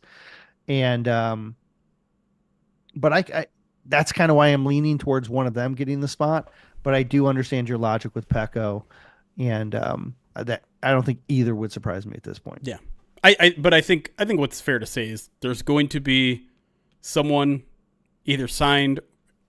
There's going to be a wide receiver and a defensive tackle signed and or elevated next week, just like it was this week. Yeah. And then what happens with the three? Who knows? Well, it's going to be CJ Moore. So nice. It is. I tell you what. Okay. Well, maybe this is our bet this week. Is this the bet? Yeah. This can be our bet this week that we don't get resolved because we don't add clarifiers in our debate. I will say CJ Moore. I wouldn't be surprised if CJ Moore comes back to the practice squad. I don't think CJ Moore will be active for the Lions. What if he gets elevated but doesn't play? That wouldn't make a lot of sense. Oh no, okay. Yeah, it wouldn't make sense. But that's kind of what they did with Tom Kennedy. Like the Tom Kennedy elevation to me still doesn't make a lot of sense. He played four snaps and like 8 special team snaps. 6. Yeah, what are we doing here? All 6 of them were him just standing there and go, oh, look at the ball go out of bounds. Look at that kickoff. Oh, it was a kickoff? Nice. It was only on kickoffs? Nice. They were all kickoffs. Oh, 6 my God. Kickoffs. So Tom Kennedy did nothing. He played 4 offensive snaps and watched the ball sail over Khalif Raymond's head. But I tell you, I'm impressed that your statement that is a very bold prediction. You think to say a guy who's not even on the roster or practice squad, you're saying is not only going to make the practice squad but also be elevated. That's bold. Yeah. I think it's only a technicality that he wasn't on the week 1 roster. He couldn't be. Well, they weren't going to put him on the 53 veterans. they don't want his salary guaranteed, and he wasn't on the practice squad because there was already 4 spots that were filled by veterans. So yeah, no, I'm with you. Yeah, but see, like to make that, this is why I think it's bold, because not only are you predicting a guy, but they don't even have a spot for him on the practice squad right now. Yeah, wait, because they can't add a veteran. I'm trying to think, like on Saturday, can they say we've signed CJ Moore to the practice squad and elevated him? Yeah, can you do that? You can. I mean, maybe like if we see a move made before then, because I think they'd want CJ Moore in for practice for the week, right? Yes, certainly if they're going to play him. Right. So maybe we see if we see a roster move Wednesday instead of Sunday, assigning to the 53-man roster, then I'm probably right. Have hope. Yeah. If they don't do that, then I'm wrong. You're already wrong. Yeah, I'm already wrong. I didn't completely think that one through, I think. That's all right. I'm sticking with it, though. This is the bet this week. Very bold. Let's go Very for bold. It. All right. I'm impressed. Got to happen on Wednesday, though. True. Yeah, move has to happen Wednesday or earlier. I mean, why would you cut the guy this early in the week if you weren't going to sign the other guy? Well, I think you do it this early in the week so that he can go on your practice waivers. You can practice all this week. Yeah. Anyways, speaking of safeties, Kirk Gildy asked, it's only 1 week, but do you see Branch moving back to corner if he struggles at safety up to midseason? No, because he had 3 pass deflections and almost intercepted the ball. And that's 100% what they want from him. Right. He's one of the best tacklers on the team, but he had a super off day with the tackles, and I think it's mostly about him learning angles. So I think they're going to lean into him playing even more safety to help him get those angles, because he has the chops to be a great tackler, and you saw he had 4 opportunities Yeah. on the ball. Like, they like him there, and he's all over the place. They're going to lean into him staying at safety hard, in my opinion. Yeah. And I agree with you 100%. And it's also still important to remember he is going to occasionally drop out and play nickel. Like Dan Campbell has made that very clear. Yeah. AG has made that very clear. He's going to have reps at nickel all the time. I'm sure he did on Sunday. I can't think of them off the top of the head, but like, if not as a pure safety, like as a drop down in the box, strong safety. Like he's just, when they go single high. Yeah, he's going to be involved. He's going to be towards the line of scrimmage a lot, but he's also going to be in coverage a lot. And we saw, like you said, on Sunday, he had 3 opportunities to get his hand on the ball. And early in the game, he had another one, right? Like he made another diving catch where he was just like a second late. So according to PFF, yeah, he had 19 snaps in the slot. But again, that's 2 safety shell, probably dropping him in the slot. But 31 snaps back, 19 in the slot. Yeah. And then a couple, out wide, a couple at the line. Yeah. You know how they get real technical on that stuff. But so so he saw snaps. All right. Next question here comes from Tim Scott at Tim_Lionsheart. Why was James Houston a healthy scratch? Scheme, like what their defensive scheme was.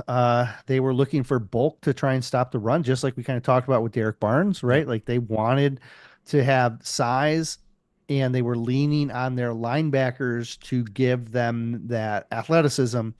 And with James, I think this could be something that happens with him more often than people want to admit. He is not playing as well as Derek Barnes, and you can use Derek Barnes on the outside, and all 3 times. So you can use him wherever you want.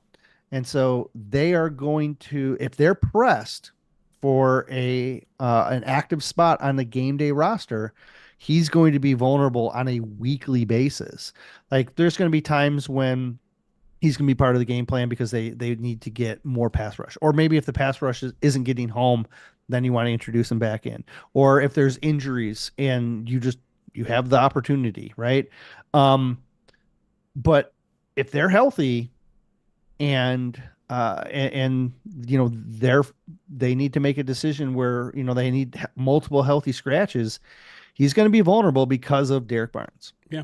And also he doesn't do a ton on special teams. He can, but he also got injured on a special teams rep last year. I think his skill set is a little less useful on the new kickoff. And also, they like Marcus Davenport a lot. They played Marcus Davenport like 70% of the time yesterday. Like they're 2 days ago. Jesus. Almost 49 snaps. Yeah. 49 snaps for him. A ton. And not that they played the same position, but like you said, they want to kind of be in that base a lot. And that means unless you're a Sam linebacker, there's no spot for James Houston in that lineup. And we've firmly established over the past year and a half that James Houston is not a Sam linebacker. And so you're talking about essentially a 5 to 10 snap role as a, NASCAR package type of guy. And they have enough pass rushers that they like more. Including Derek Barnes.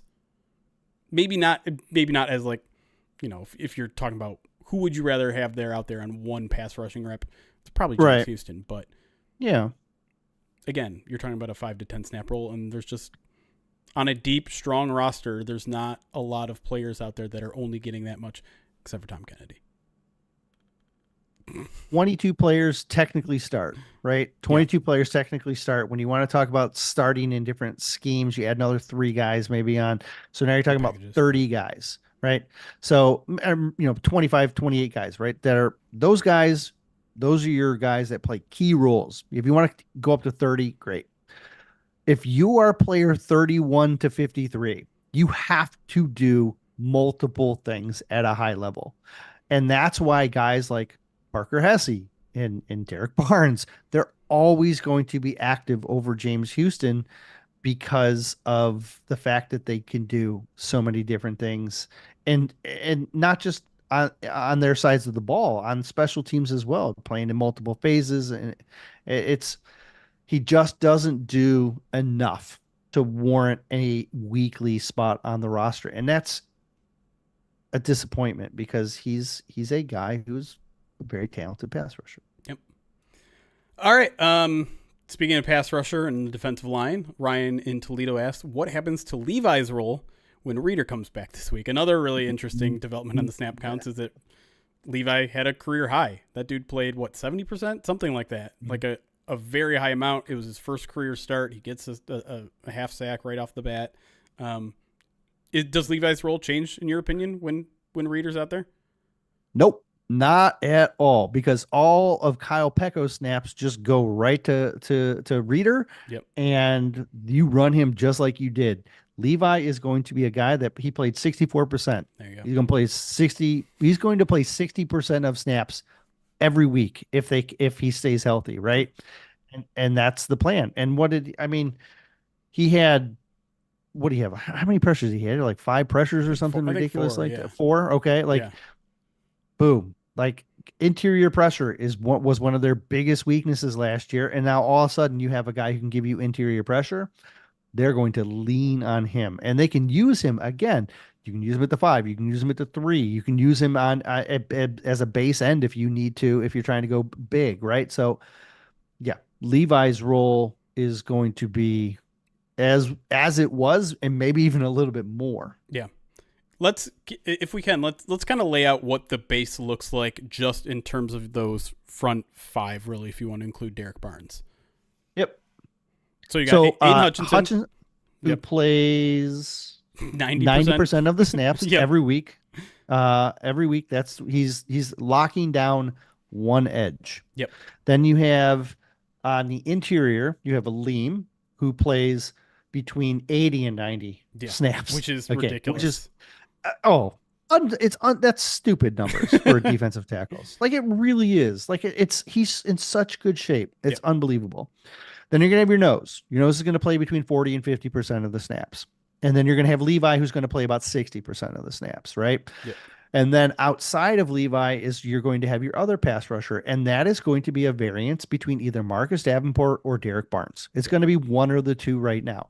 And then you're going to mix Josh Paschal in on the edge and mix Josh Paschal in behind Levi as well, because you can do both those things with Josh. So Josh can back up multiple spots. But the opposite side of Hutch is going to be a Barnes Davenport hybrid, right? Depending on what base you want to be in. And so this week it was Davenport was on 63% of the time. And Derek Barnes was on the field 80% of the time, but he probably spent 35% of the time as in a pass rushing role. The other 50% of the time was as a base linebacker, right? And I think if we look at Jack, who played, what did Jack play? About 50% of the time as a Mike. So that's your Mike, right? Right. Mike was 50-50, and then with Derek Barnes playing down on an edge when the spot at the times when Davenport it was like a 40-60 split between Davenport and Barnes. And that's that's kind of what we've seen in camp. Yep. And that's kind of what we expect to go all the whole time. You're going to get a ton of Aiden, a ton of Aleem. You're going to get a half nose tackle, half the snaps, who's going to just wreck people. And then you're going to get Davenport and Barnes, and then Levi and Paschal. And you're just going to rotate those guys and just punch people in the face all game. That's all they want to do. And, then you're going to have handfuls of snaps, like the Chris Smith. How many? Chris Smith had 8 snaps. Yeah, cool. That's going to be Wingo. Wingo had 6 snaps. Well, look, maybe Chris Smith isn't active now. Wingo gets 14. Good job. You know what I mean? Right. Like that's it, man. Like that's kind of how their front is going to look, and it's going to get better. Like, and they have the flexibility with those 9 guys or whatever that we named to create problems. And as they get better, as they get more experience, it's like that defensive front is going to be something that I think improves as the season goes on. Yeah. My favorite development, I guess, from that group was Lee McNeil on Monday morning saying, yeah, it's fun playing next to Marcus Davenport because you can literally just hear him crushing the opposing offensive tackle. You can just power for days. Right. He was collapsed. He's doing exactly what the Lions want, which is collapsing the left side of the pocket for the quarterback and pushing them towards Aiden Hutchinson. Like that is exactly what they want. Not to mention he's also doing it to collapse any rushing lanes to that side of the ball. Like if he can stay healthy, which is like every single sentence you say about Marcus Davenport has to start with if he can stay healthy. I think the Lions have exactly what they want on that opposite end, which we've been sweating about finding someone opposite Aiden Hutchinson. I think he's exactly what they want. I completely agree because he can do everything that Hutch does. In the past, they've had to supplement when Hutch is down and you want a down opposite, you got to go to Pascal. When Hutch is up and you want a pass rush, you got to go to Derek Barnes or James Houston. Like you get the whole package with Davenport minus the fact that he can't play 90% of the snaps. But that's most defensive ends that are his because he's like 280 pounds. Like he's mortal. Have you noticed what they list him at as in the GSIS? Is it a linebacker? He's listed as a linebacker. Yeah. Right. Because that's kind of how they view that spot opposite Aiden. They view it as a linebacker. Yeah. And he's going to pass rush with his hand in the dirt more often than not, but he has that ability to stand up. We've seen him drop in coverage. We've seen him rush from a wide 9 or they were like wide 12s on some rushes. Right. He was so far outside. I was begging him to chip Cooper Kupp at one point, right? Like, cause he was so far out wide, but he can also line up at the 3 just like Aiden can. Yep. Right. And so that's something that they haven't had in the 3 years prior is a guy that can do all those things and have the power that he has. He could be so much better than what I anticipated when they signed him, because when they signed him, my expectations were low. Right. And now it's like, holy cow, I'm enjoying more and more and more about what I see from him. And it's changing. Like when I start looking at like draft, I'm going to start looking at like Sam's and then a guy who can do multiple things like that, as opposed to like the Josh Pascals or, like it's going to change the type of like where are they going to go in the future type of thing as well. Cause he's really allowed them to be a lot more flexible on defense, in my opinion. All right. I think that's going to do it for the show. We're going to do a little bit of overtime for our live audience. So if you ever want to join us for these shows, like I said, typically happen between 11 and 1 Tuesday afternoons over on youtube.com/@Pride of Detroit or twitch.tv/Pride of Detroit. You can watch. We're live on both. But until next time, for Erik, I'm Jeremy. Thank you all for listening. It's chaos. Be kind. Recording stopped. All right. Back to our off-air scene. You're leaning in the mic. You got something to say? Well, I see a Jack Sawyer comment. Jack Sawyer is my top Sam right now. The Jack Sawyer's edge at Ohio State. He's my top Sam right now. Trey Moore from Texas came from UTSA. He's going to be up there. He's like another guy to watch. Now it's again right now, right? I've really only found like 4 guys that I think are like could be like a Derek Barnes type of guy. So I'm only at like 4. But Jack Sawyer's, if you want to watch free scouting for a Sam, keep an eye on that. I'll allow it. But look, you're watching college football. Not anymore, Matt.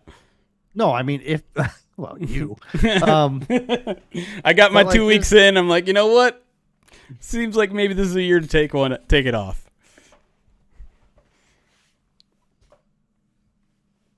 Oh boy, you've set a precedent. Now there's draft talk in our Twitch chat. Well, sorry. I'm just kidding. Justin NRD. Thank you for the follow on Twitch. What's up, Rock, over on YouTube?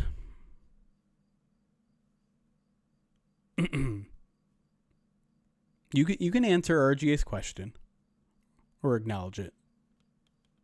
Well, I don't think he'll be around. Alec Ray, like he's going to be, he's a receiver. Okay. Cause you're talking about X receivers. Cause honestly, like I've got my board kind of laid out. Right. But hold on, I got to get to my receivers. Elik Ayomanor. What school does he go to? Stanford. He's young. He's only like a redshirt sophomore. So like he's not as well known, but I think he's going to be a guy that ends up like going a little bit higher. Like I think he's talented. There's a kid from Arizona who is huge, who would be incredible. And then there's a couple guys from so McMillan from Arizona. He's like 6'5", 210. He looks kind of like Calvin. Burden from Missouri kind of looks like Jamar Chase. And then you got a bunch of guys who are going to be like, maybe they could be X's, maybe they couldn't. And then, but like I've only got like 4 or 5 guys that I've kind of pegged as like true X's that could fill the role. There's 4 or 5 guys that I've kind of pegged as Sams, like that I think could fill the role.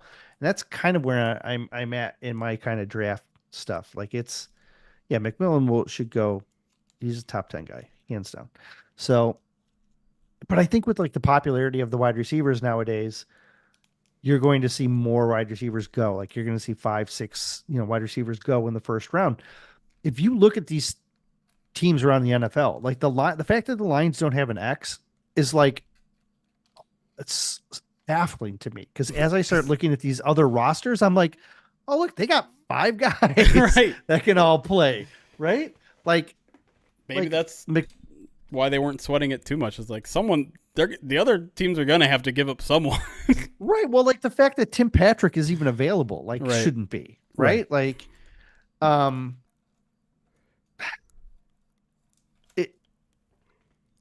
there's talent at receiver, and I think the Lions gambled a little bit, and I also think they thought they could get Josh back, which I don't know.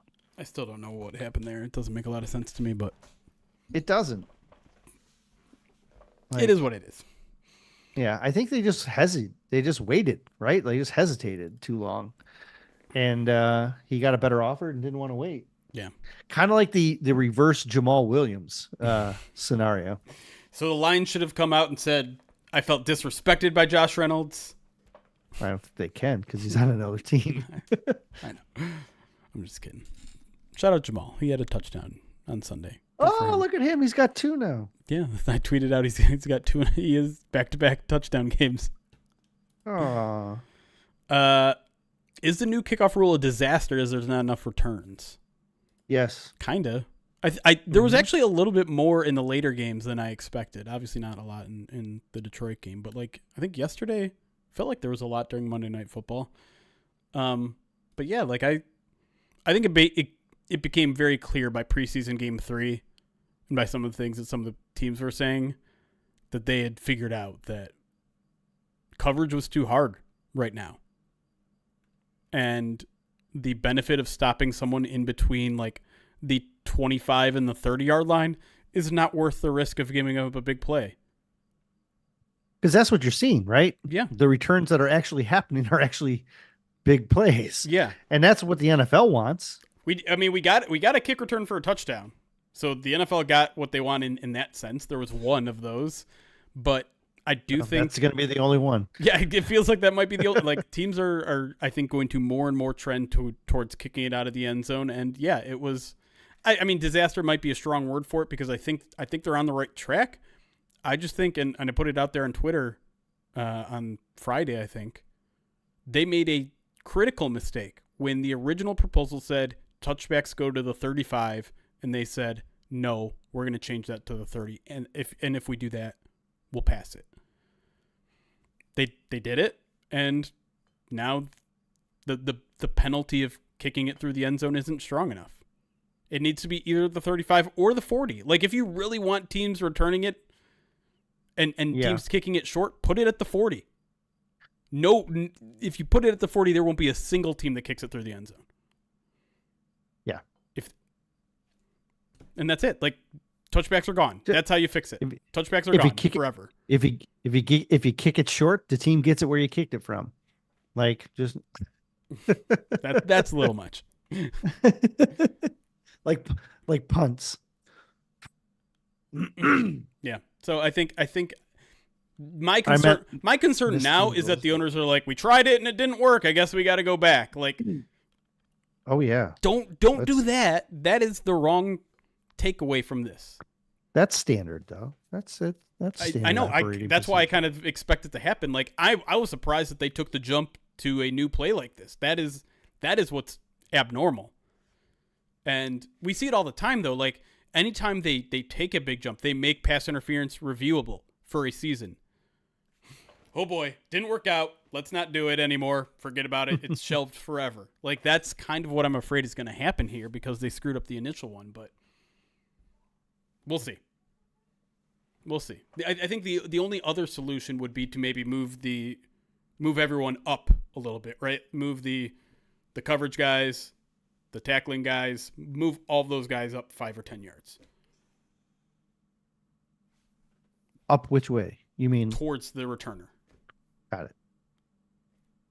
I agree with that. I think that would help cut down the lanes. Yeah, but certainly not what they wanted from the new kickoff yet. Just takes tweaking though. Don't throw out the baby with the bathwater. Or at all. Don't throw babies away. Yes. If there's a message that can be had about the new kickoff rule, it's that don't throw babies away. Yep. That's what I took away from it. Appreciate that, Ethan, over on YouTube. Are we caught up on alerts? We're caught up on alerts. Well, look at that. I guess that's what happens when we have back-to-back shows. Push everything back 10 yards so that the landing zone is 10 out of the end zone. So you're saying 10, including the end zone, up to 10 yards? You want that to be the landing zone? I'm trying to understand. I'm not sure I understand what you're saying, John. John Johnson, are you the one that had the interception? Are you coming into chat just to troll Lions fans after you picked off that pass? Who's taking Mike Evans? I have my choice. I don't know. Who's your choice? Carlton, right? Yep. He knows him better. Yep. So in the reacts questions this week, when I went in to submit my question, I happened to look at what the Bucks question was as well. They have two. One of them is, will the Bucks beat the Lions? Yes or no? All right. Pretty straightforward. The second question that they have is, how many touchdowns will they throw against Carlton Davis? Ooh, dang. They don't like him, huh? 0, 1, 2, or 3. That's their options. And they capped it at 3 for some reason. I don't know why they capped it at 3, but yeah, I'm very interested to see how that poll comes out. And it's something for us to maybe keep an eye on as an addendum. In case we want to add some bulletin board material or something like that. I want to, since we're talking about Carlton Davis, it reminded me of his performance against the Rams. Run defense was really good in my opinion. Yeah. But did he give up both touch? No, there's only one passing touchdown. So he gave up the passing touchdown to what's his name? Cooper Kupp. Was it Cooper? It was. But there's a very good reason for why that happened, and it's that he slipped, just like everyone seemed to slip. But yeah. I don't feel like anyone. I don't think this was caught on the broadcast, which is odd because usually the Sunday Night Football is best about this. but you can really see it from the end zone angle. So we're going to move to the end zone angle. And I just realized I'm in the wrong clip. There we go.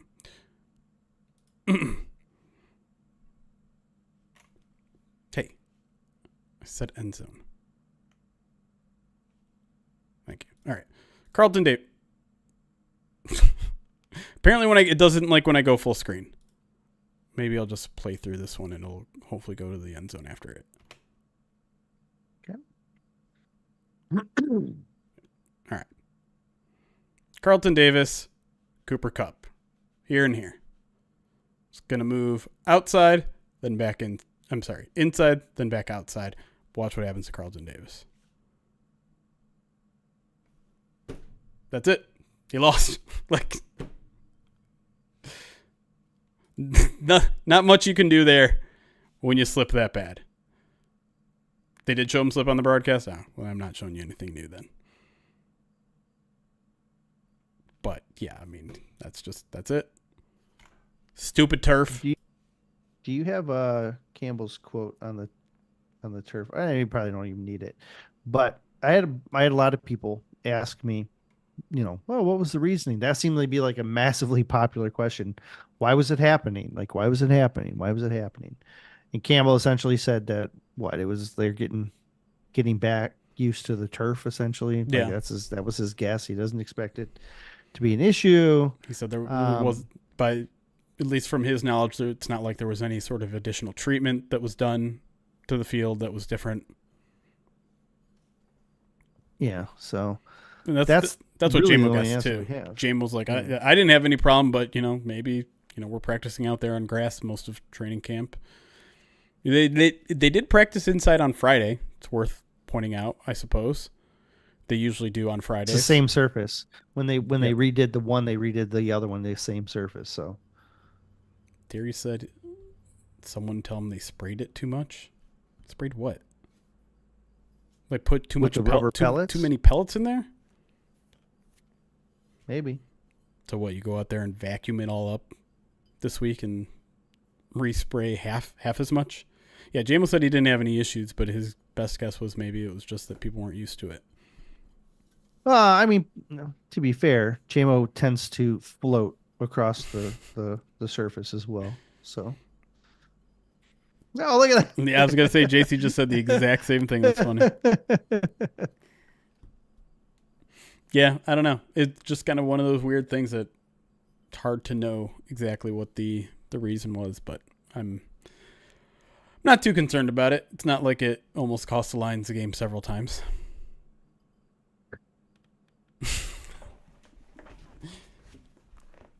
Geez, what are we in Brazil or something? I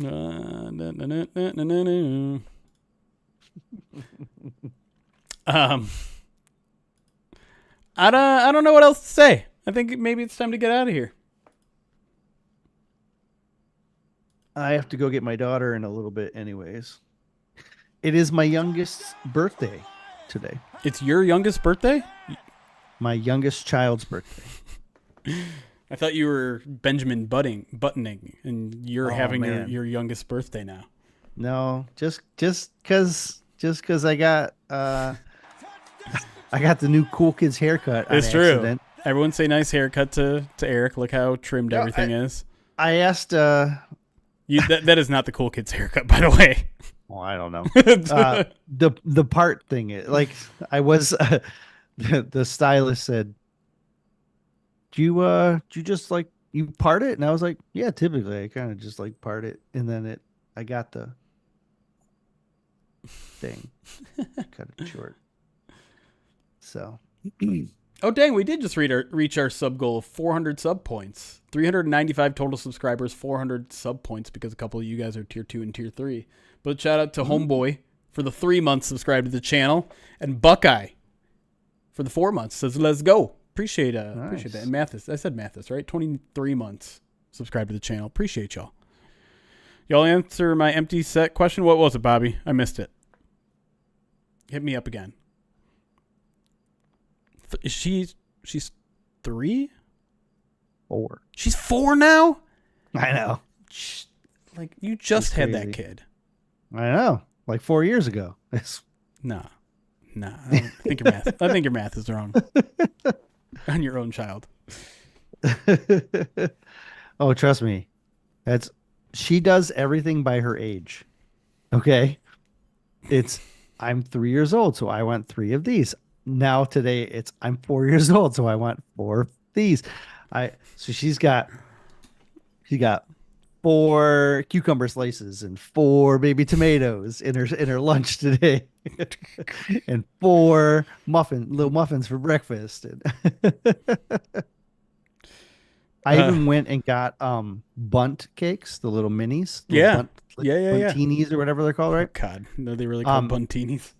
Yeah. And I got 4 of each kind, and 4 different kinds. We're leaning into it for her. She likes it. I'm starting to think you're doing it for yourself more than anything. Oh, it certainly makes my life easier. Certainly. Yeah. I definitely feel calmer when you're dealing with even numbers or with her, she likes things like with 3, okay, we were doing with the potty, she uses 3 toilet paper. 3 of those. Now it's 4. Today she's very excited. She gets to use 4. Oh my God. You're enabling this. Whatever this is, you're enabling it. It's funny. It's funny. So, yes. So she's 4. It's funny until she's 15 and needs 15 muffins before breakfast. I don't think I don't think this will carry over forever, but it didn't happen when she was 2, but it was something she did when she started. It was something she did when she was 3 and having, she had fun with it. So, but yeah. By the way, Lost Oceans, you're giving me a head. You're on both Twitch and YouTube, and it's freaking me out. Pick a side. We're at war. No, I'm kidding. But no, sub goal does not equal a wheel of pain spin. No. Oh man, jeez. No. There will be plenty of pain in November to carry over, because I think what we've decided to do is all the goals that we hit last year that we haven't cashed in on, we're going to do them during November on top of all the stuff that we'll be doing for this November. So it's going to be nuts. Oh my gosh. It's going to be nuts and painful. And someone had asked if we'd picked a charity yet, and the answer is no, although I have a couple in mind that I'm talking to. Why do we go empty on 3rd and short? It seems like it takes away the advantage. I don't feel like they did a lot. Maybe it happens sometimes. You're just talking about you don't like them doing it ever? I mean, this is another cool thing I could probably just pull up on NFL Pro. Let's see if I pull up. I think when you have players that can out-athlete the guy across from him, that's all the advantage you need? Yeah. Because when you go, you'll learn real quick if they're in man or zone. And if they're in man, you just get away. And if they're not, you just sit down. Yeah. You know what I mean? Because if they're empty on short, there's advantages and disadvantages to every scenario, in my opinion. So, by the way, NFL Pro, 3rd down, yards to go 1 or 2, brings up every single clip from that game. 7 of them. So let's see. Right. There's this one. Did they go empty on this one? 3rd and 2. This isn't empty. Okay. So to your credit, this is empty. You're spreading them wide. There you go. You got Montgomery down here. That looks like Laporta. Amon-Ra. This is 3rd and 2? 3rd and 2. Is that Parker Hesse up there? I think it is. And one of the other tight end. Right? Oh, this is JMO. This isn't Montgomery. This is NFL Pro. Oh, it was Montgomery. I lied. Because this was. I'm guessing this is why you don't like it, is because they didn't convert here. Let's look at the play. I think in slow-mo, or is it just lagging? It's just lagging. Okay, you know what? This was another one that I was kind of bothered watching. I was kind of bothered from Goff because he's open. That ball should be out Yeah. right now. And Yeah. if he's going to throw this now, throw it on his left shoulder, away from the defender. And instead he throws, and well, I mean, at that point, it's kind of Amon-Ra's fault because he goes inside. But that ball, I think that there's nothing wrong with this play. He's just super late. And I'm not sure if he's I don't think he's looking. Like, he's just looking at Amon-Ra the entire time. Throw it. It should be out. First down. Easy. That's easy money. But he hesitates for some reason, and then you're just late. The play's dead by then. And I mean, I don't love what everyone else is doing on this play. You have Parker Hesse up here, which is weird. Like, maybe defensively you're expecting both these guys to motion into the backfield because they're Montgomery. Or like maybe you're just like, when you're in the huddle, both these guys are in the huddle, right? And so maybe you're hoping to catch them in base. Yeah, exactly. You're hoping to catch them exactly with 5 men in the box because you have your fullback and David Montgomery in the game. That I don't think they necessarily got what they wanted there. But regardless, like, that ball is there. That play is there. But again, like, I don't love David Montgomery just standing there. I don't love Parker Hesse just standing there. But I think they were. But yeah, yeah. Go ahead. There's a play to get Amon-Ra against the tight end or against the linebacker. Yes. That's really what this design is. And so he's the primary. They probably predetermined, look, if we get Amon-Ra versus a linebacker, he's going to win way more often than he loses. And so that's just poor execution on a play that he's like you said, if they go left side shoulder away from where the linebacker is and you run him back towards the slot, that's a completion. Yep. And look, they'll go back and they'll look at the film and they'll say, what was this play designed to do? What did we want to do? What did we change and what do we do different now? And they'll make that improvement for next time. Yep. But I think the main point there is it's the personnel. When you're in the huddle, the opposing team sees that David Montgomery and Parker Hesse are in the game. They don't expect you to spread it out wide like that. And so you're just hoping, exactly, like you have the personnel advantage in going wide. And they did. And they didn't execute. Well, and that's why you put your two far wide receivers outside and you bring Amon-Ra as close in as possible because then you get that matchup against the linebacker you want. Yep. But good question. Honestly, like I'm glad that we went and dove in on the film on that one. We should do that more. It's fun. Yeah. I wonder if like YouTube is going to flag that and be like, you're not allowed to use that. We'll see. There's a lot of things on YouTube that people put up that aren't flagged. So. That's true. Well, you don't know if they're flagged or not. That aren't taken down. There you go. They don't. We get flagged all the time because they don't like when we use the very beginning of our theme song because it just sounds like Toto's Africa at the very beginning. Anyways, okay. I think we're done. I know you got to head out in 20 minutes. I might have a meeting in 20 minutes myself. So I'm going to grab some lunch, probably walk the pup, who is very tired right now. Yeah, my bed's not made. Shut up. If you missed any of this, it's available right away on YouTube and Twitch to rewatch. If you prefer the audio version, that'll be up tomorrow. We will be live next. I won't be live next, but Chris and the gang will be live next for their preview show, probably on Wednesday or Thursday. If you're looking for First Bite, that is now just a Pride of Detroit Direct program. It's still happening, but happening behind the scenes. I haven't decided yet if we are going to continue to live stream them or not, but if you're looking for that, that's where that is. But next time you'll see my face for sure on a live stream is for the Madden Sim on Saturday. That will be on Saturday again this week. No Sunday mornings. That's all I got. All right, everybody. Thanks for hanging out on this afternoon show, and we will see you guys soon.